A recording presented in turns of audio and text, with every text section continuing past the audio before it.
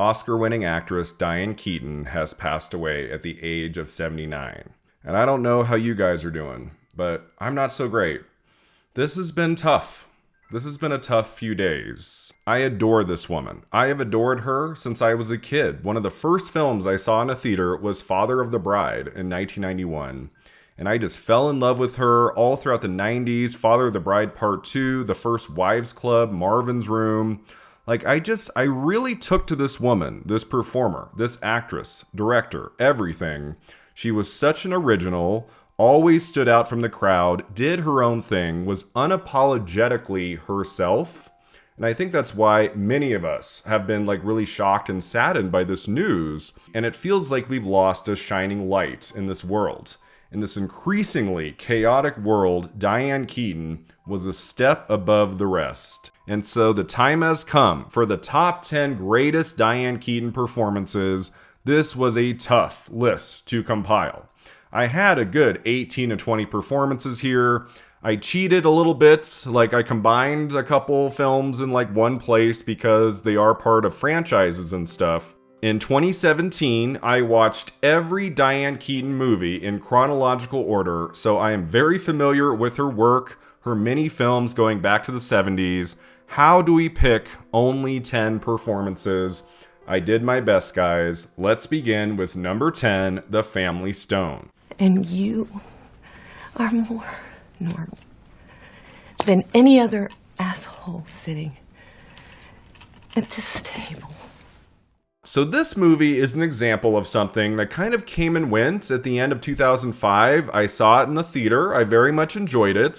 It wasn't one of my favorites of that year, but over the last 2 decades, I've really come to love this film. I've watched it at least 5 or 6 more times, and the Diane Keaton performance is so lovely, so memorable. In this big ensemble cast, which includes Rachel McAdams and Sarah Jessica Parker, so many wonderful actors, Diane Keaton does stand out. It is going to be hard to rewatch this one now because Diane Keaton plays a mom in that movie who is dying, who is sick. So that's going to be difficult to be sure. The reason I have this in my top 10, I was floating other titles, there's a couple other movies that were close. I ultimately chose The Family Stone because of a scene in this movie when she has that moment with her deaf, gay son. And just with a look, she tells him, how much she loves him, how much she adores him. And I was just a few months away from coming out of the closet when I saw this movie. And that moment of Diane Keaton and that scene, it just really moved me. And I rewatched the clip just before recording this video. Oh my God, I'm sorry guys. This is gonna be a long video. It's gonna be a long video. I'm gonna do my best. Oh boy. That scene really meant a lot to me at the end of 2005. That's the moment that stuck with me. It's why I've revisited the film a few times. It's not a perfect movie, The Family Stone. Some of it's good, some of it's not so great. Diane Keaton is my favorite part of that movie. And that scene where she does the sign language, has that connection with her deaf gay son. I mean, it does mean a lot to me. Okay. All right, I'm gonna pull it together, guys. I'm gonna pull it together. All right, number 9, The First Wives Club. I'm sorry, I did nothing but be there for you every minute of every day and support you in your every move. I'm sorry. This movie is so great. I mean, talk about rewatchability. I can put this movie on every 6 months, never get tired of it. I saw it when I was 12 years old, a young gay person watching this movie in the 90s. The First Wives Club was my jam. I saw it 3 times in the theater. I think everybody who knew me in 96 probably should have recognized, I think this 12-year-old might be gay because he keeps wanting to see The First Wives Club. I just freaking adored this movie with my full heart. I have watched it at least 30 to 40 times throughout the years. Goldie Hawn, Bette Midler, Diane Keaton. How can you go wrong, right? It's such a funny script, a wonderful ensemble cast, so many great people in that thing. Scene after scene of comic delight. Any moment of those three women just talking, yelling, fighting, singing, and dancing together at the end of that movie. The last scene of the First Wives Club. I mean, that's partly why I had to just watch that movie over and over, to watch that glorious final scene again. After the news broke that Diane Keaton passed away, I saw this clip all over the place online, right? All three of those lead female performances in the First Wives Club are spectacular, especially Diane Keaton, who has a few really memorable moments, especially that one near the beginning, when she tells off her psychiatrist and her husband. That is a moment, man. That is such a great scene. So yeah, the entire ensemble is amazing in the First Wives Club, but I especially adore Diane Keaton in it. Number 8, Baby Boom. And by the way, she has just been through a very traumatic experience, so a little compassion would not be out of line, okay? Now, this was a very important film for Diane Keaton and her career at that time. Like, she's very prolific throughout the 80s, but for a few years there, nothing is like fully clicking. She's doing more dramatic roles and things that get her some critical notices, but aren't like really big at the box office. Like 6 years after Reds, which gets her an Oscar nomination, she has a big fat comedy hit in 1987's Baby Boom, in which she plays a very driven and committed worker, right, in Manhattan. She's very ambitious, like wants to make a really huge career for herself. And then this baby is dropped off, like in her hands one day, a long lost cousin, like a dead cousin, and suddenly she is in charge of this little kid. And the film is like trying to show how she balances work and family life and being a mother to this little girl. The narrative is a little bit contrived. I think with a different actress in the lead role, it might not have been like the greatest movie ever. But Diane Keaton sells this premise and makes you care about her and her job and her daughter and trying to figure it all out. It's very funny. It goes to places you don't expect. I know some people have an issue with how it ends, like what she ultimately chooses to do with her life, but I don't know. I find this movie very comforting. It's definitely a comfort film from the late 1980s. I didn't see it when it first came out. I was too young. I was like 3 years old when this opened, so I didn't see it until much later. But I have really come to love this film. It's a great showcase for Diane Keaton. A lot of the movies I'm talking about in this video, she is a member of a large ensemble. Baby Boom is all Diane Keaton from beginning to end. It is her story through and through. And for that reason, I of course had to include Baby Boom on this list. Number 7, Father of the Bride 1 and 2. You're so hilarious, George. You're so hilarious. You're so sensitive. And I really appreciate you asking me how I feel about all this, especially since I'm the one who's going to be having the baby. So I couldn't pick a favorite between Father of the Bride 1991 and Father of the Bride Part 2 1995. I love both of these movies. I have watched both of these things like 1,000 times, especially around the holidays. I really enjoyed those two films. Diane Keaton is again part of an ensemble in these movies. She's not always the focus. It's more Steve Martin's story, right? Martin Short is the comic relief of many of the scenes. And you could argue Diane Keaton in these two films is kind of a side character, doesn't get a whole lot to do. I would say in the first movie, that's a little bit true. Like, she doesn't have a lot of standout moments in the 1991 film. She's the sweet and caring wife who at times has to go like bail her husband out of jail, and she's still very charming in Father of the Bride. I think she is a key element in the success of that film. She does get more to do in the 1995 sequel. She has more memorable scenes all throughout that movie, both comedic and dramatic. So if I had to choose one of those two films for this list, it would be Part 2, like just by a little. But there is no Part 2 without Part 1. They're very much, for me, kind of like the same story, just 4 years apart. So I had to include Father of the Bride Parts 1 and 2 in this video. She is radiant in these movies. She is so beautiful, so talented and charming all the way through. Father of the Bride 1 and 2, just divine entertainment. Number 6, Looking for Mr. Goodbar. Get this into one of your two heads. The only one that can think. I am my own girl. I belong to me. Now get out of here. Leave. So if there's one film in this video I talk about you might not have seen, it's 1977's Looking for Mr. Goodbar, which also stars Richard Gere. It came out the same year as Annie Hall, the film that won her Oscar. Looking for Mr. Goodbar is not like the easiest film to track down. It didn't get much of like a DVD or Blu-ray release.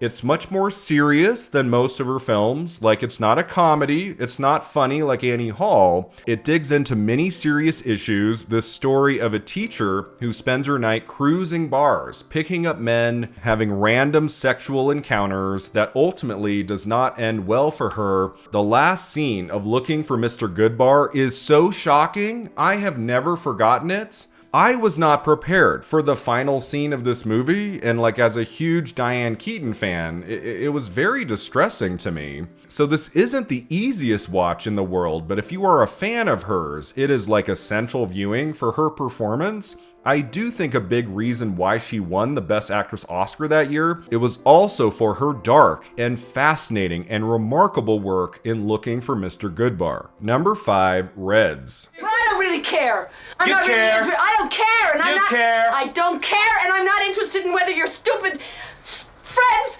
take me seriously or not. Alright guys, now we have arrived to the top 5 performances. Now it's time to discuss her truly amazing performances going all the way back to the 1970s. Reds brings us to her first Oscar nomination we're going to talk about in this video. Her one true epic film. This is over 3 hours long, one of the biggest films of the early 80s, directed by Warren Beatty, who won the Academy Award for Best Director. Reds is a stunning work of art. The story of an American journalist who travels to Russia, becomes a part of the communist revolution. Warren Beatty plays the main character John, and Diane Keaton plays an activist and journalist named Louise who becomes involved with him. And their relationship, their love story, and this very complex narrative it's one of the most interesting aspects to the film.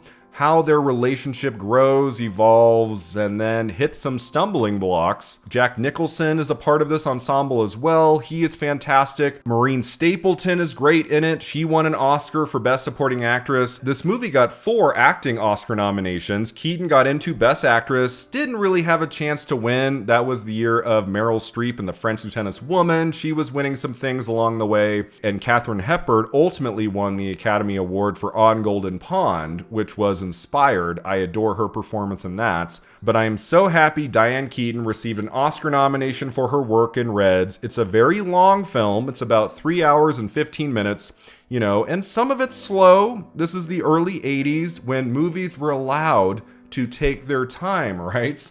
But it's really something else. It's really beautiful work. And in this movie, Keaton gives one of her finest performances ever. Number 4, Marvin's Room. Dad got sick and I came down to help out for a little while. You didn't. I had plans. I had a husband. I couldn't come down. You didn't come down. And what makes you think for a second that I didn't have plans? You know, you're just the most...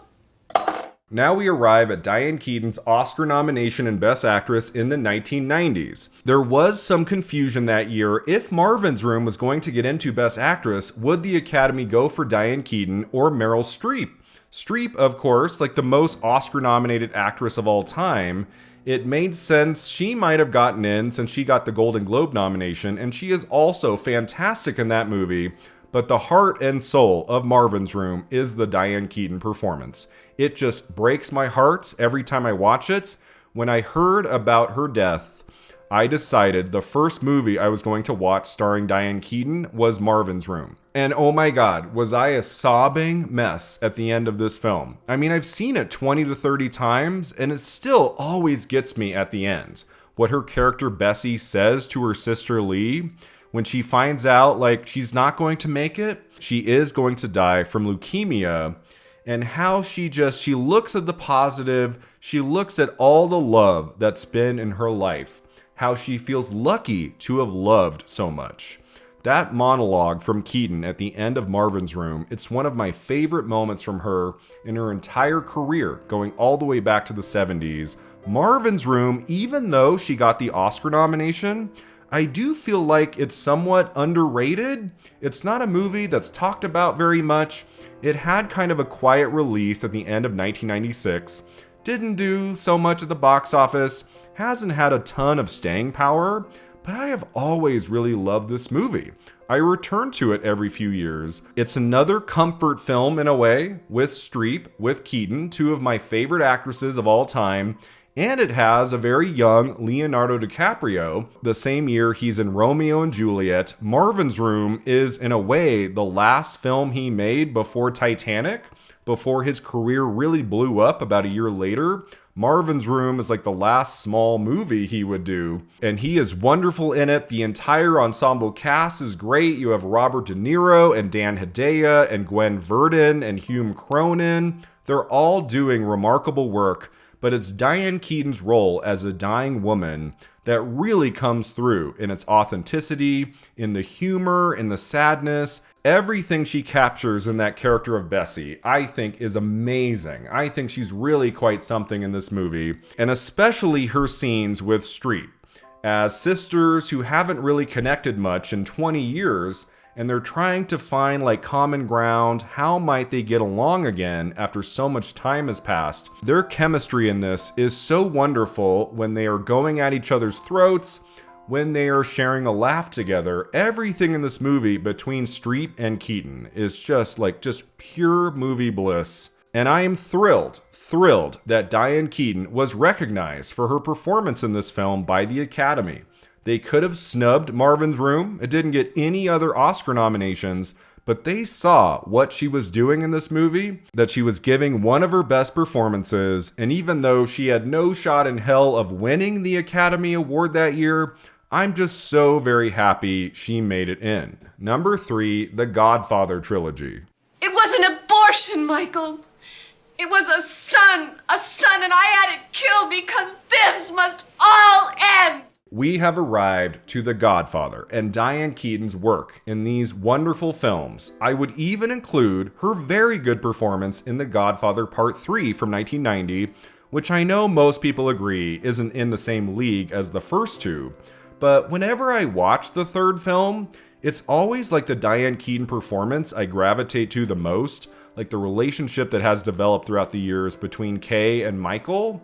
Like, that's the most interesting part for me in part 3, and I think Keaton is bringing it in that. So I would include all 3 films in this ranking, even though, of course, the first 2 films are 2 of the finest movies ever made, and Diane Keaton, even though she doesn't have a whole lot to do in the first 2 movies especially, like, she's only in them here and there. Sometimes she's not saying much. A lot of her performance in the first movie is just a look, like an expression, like disappointment in Michael and the direction he's taking as that film reaches its climax. But she is fantastic in those movies. It's kind of crazy to think like her first film credit is 1970, and then 1972 she's in Play It Again, Sam, and The Godfather. Like, she hit the ground running with some wonderful films and performances.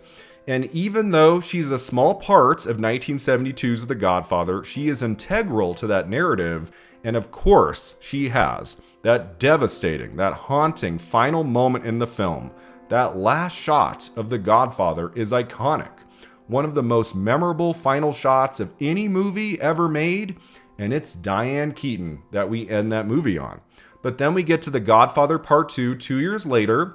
Again, she doesn't have a ton to do in that film. She's in and out of the narrative, and she makes her moments count, especially that scene toward the end where she tells Michael she had an abortion. I think that's her best scene in any of the 3 movies, like from an acting standpoint. She is phenomenal in that moment. I do think that scene in The Godfather Part 2 should have gotten her in at the Oscars in Best Supporting Actress. It still kind of boggles my mind that she was never nominated for a Godfather film at the Oscars, because she's really great in the first one, and she has that incredible moment at the end of Part 2. So I don't know what happened there, but all across those 3 films, Diane Keaton is bringing it, Nowadays, a lot of people think of her as a comedian, like as a comic actor, only in funny films, but people forget just how much of a dynamite dramatic actress Diane Keaton could be. Look no further than her performances in the Godfather films. Number 2, Something's Gotta Give. I really like you. I really like you. Yeah, but I love you like you. I do. I love you. I can still remember the first time I saw this movie. I was home from college. It was my freshman year. I went to sushi dinner with my mom, and we saw Something's Gotta Give right before Christmas, and we just laughed our asses off. We loved every minute of this movie. I knew, like an hour into Something's Gotta Give, this was going to be a modern comedy classic. For many reasons, of course, that sparkling screenplay, the Jack Nicholson performance, the entire ensemble cast in that is just off the charts. Keanu Reeves is so charming. Frances McDormand is really funny in that. But oh my frickin' God, Diane Keaton in this movie. She was kind of a revelation in Something's Gotta Give. She hadn't made too many good films between Marvin's Room and Something's Gotta Give. That was, like 7 years or so. She was doing a lot of TV movies and wasn't getting the best opportunities. Something's Gotta Give showed everything Diane Keaton was amazing at. As a dramatic actress, as a comic actress, she has moments where you are crying laughing in this movie. And she has moments that break your heart. That scene on the sidewalk when she walks up to Jack Nicholson and holds him close. It's so devastating. It's so moving. Diane Keaton was in her 50s when she played the lead female role in Nancy Meyer's Something's Gotta Give, an age when a lot of actresses struggle, right, to find really good meaty parts in films, supporting or lead or whatever. Myers did give Keaton an opportunity to show everything she's made of and then some. I mean, it's just a wonderful showcase for the actress in every respect. This is the kind of performance that the Oscars don't often recognize. It wasn't obvious to me in December of 2003 that she was going to get an Oscar nomination, but she won the Golden Globe, gave an amazing speech, and she got the Oscar nomination in Best Actress. That meant that Diane Keaton had received a Best Actress Oscar nomination across 4 decades, the 70s, 80s, 90s, and 2000s. That's kind of remarkable in and of itself, right? That she got into Best Actress 4 times over 4 decades. I think that's really cool. I think that shows the remarkable talents of Diane Keaton and her staying power all throughout the decades, that she never gave up, she kept working, and once in a while she got an opportunity like Something's Gotta Give. Just such a wonderful film through and through. I can't wait to watch again and again and again. And finally, that takes me to the number one choice. This was never going to be a big surprise, right? I mean, I floated, a couple other performances. I guess I could have picked at number 1, but come on. It's the iconic role of a lifetime. My number one choice is Annie Hall. I don't know. I wasn't... I got this VW out there. What a jerk, yeah. I just think at the end of the day, if I am picking her best performance, her most iconic performance in the history of cinema, I have to go with 1977's Annie Hall, where she is a force to be reckoned with, where she steals the movie out from under Woody Allen, right? Who was the director, the writer, the actor in that film. You could call him the lead of the movie, maybe, but I think even he recognized in the post-production of that film, this was Annie's story, this was Diane Keaton's movie through and through. They had made a few films together before this. They had acted together and played against Sam on stage and in the 1972 movie, and then he directed her in Sleeper and Love and Death. And those are kind of two-handers, they're both big parts of those films. You can argue she's kind of a secondary character as she is in Interiors and Manhattan, which come out after Annie Hall. But Woody Allen's 1977 masterpiece, which won the Oscars for Best Picture and Best Director and Best Original Screenplay, and of course, Best Actress for Diane Keaton, Annie Hall is truly her finest hour. It was the film, along with Looking for Mr. Goodbar, which came out the same year, that propelled her to a new status in her career. She was doing more supporting roles up until that time.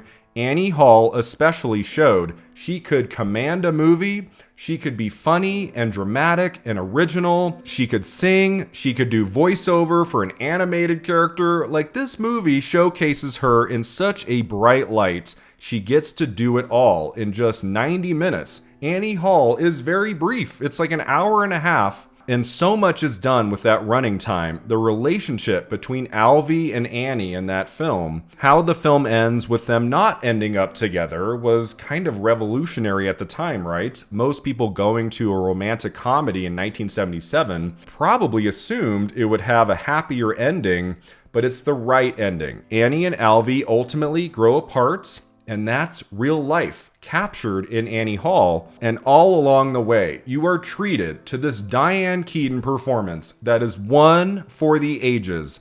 It's so memorable, so original, so much fun to watch, so unpredictable, like what she's going to do and say next. I mean, that moment, like after they have the tennis match, that very famous scene, kind of a meet cute in a way, where they have their first like conversation together. I mean, it's one of the great scenes in 1970s cinema, and then her character just continues to evolve and change all throughout that narrative, all the way to the end. I just love every minute of that movie, every minute of that Diane Keaton performance. I am so thrilled that she won the Academy Award for Best Actress. That was a competitive field. It wasn't a given. I mean, I think when Annie Hall ended up winning Best Picture and Best Director, like it made sense to give Best Actress like to the title character, right? Played by Diane Keaton. So I'm happy that happened. I adore her brief speech there, and I adore, of course, her all-timer performance as Annie Hall. So those are my choices for the finest Diane Keaton film performances. I have just scratched the surface, you guys. There are so many more wonderful roles she played throughout the years in film and TV. Shoot the Moon from 1982, she is wonderful in that. Manhattan Murder Mystery, I really adore her performance in Morning Glory from 2010. There is so much great stuff when it comes to Diane Keaton. Her interviews, just watching her interviews on YouTube is a great way to spend an hour or two. Diane Keaton was such a magnetic presence in movies, in everything, and I don't know about you, I can't believe she's gone. I can't believe it. She was such a dynamite life force that I was lucky enough to see in person. In 2017, she came to Reno to a local wine vendor called Whispering Vine to sell her wine, the Keaton, and it was announced like she was going to have a meet and greet with fans if they wanted to come show up to this 2-3 hour event. And so I took my mom, I think it was April or May of 2017, and we stood in line for maybe an hour or so. And then we had a couple minutes with the Diane Keaton. I told her how much her movies meant to me. The Godfather and Marvin's Room and First Wives Club, Father of the Bride, Something's Gotta Give, and of course, Annie Hall. I told her what a remarkable artist she was, how much I have adored her since I was a little kid. And she was so kind to me and kind to my mother. She took a few pictures with us. And she signed one of her books for me, one of her autobiographies. Inside, she just wrote Brian, you know, so Diane Keaton, right? She just wrote Brian. It was really a special day to me to meet one of my acting heroes in person. I knew that was going to be a one and done. I knew I was just going to meet Diane Keaton that one and only time. So I made every moment count, and I have never forgotten it. Diane Keaton, I will always hold a special place for you in my heart. You are just one of a kind. I can't believe you're gone. I can't believe we all have to say goodbye. Thank you for so many wonderful memories. Like just taking my mom to the movies growing up, your humor, your emotion, like everything you were as a person, like it showed up in every film you made. We love you with all of our hearts. The face of cinema would not have been the same without you.